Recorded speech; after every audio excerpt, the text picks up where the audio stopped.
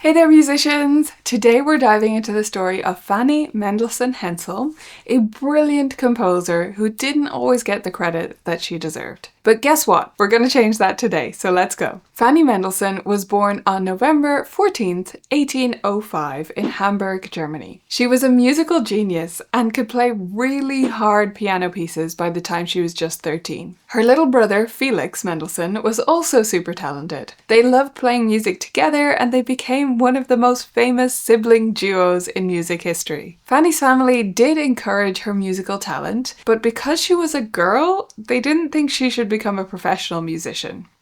That wasn't considered proper back then. Not fair, right? When Fanny was 14 and Felix was 10, their aunt sent them gifts from Paris. Lovely! Fanny got a beautiful necklace, but Felix got writing supplies to compose his very first opera. Wait a second. Shouldn't Fanny have also gotten those supplies, considering she was older and also an amazing musician?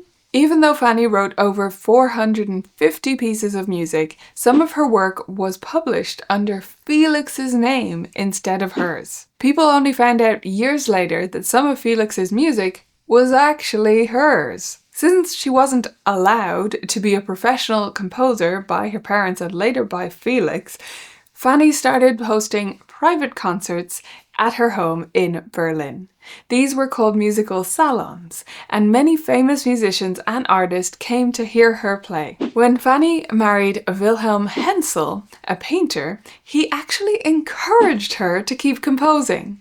That's why she's sometimes called Fanny Mendelssohn Hensel on her pieces. In fact, the night before their wedding, Fanny wrote her own wedding music because Felix, her brother, never got around to doing it for her like he had promised to do. Whoops. When Fanny had a son, she gave him a very special name. His name was Sebastian Ludwig Felix, after her three favorite composers, Bach, Beethoven, and her brother Felix. Even though Fanny had been composing music for years, she didn't publish her first collection until she was 40 years old.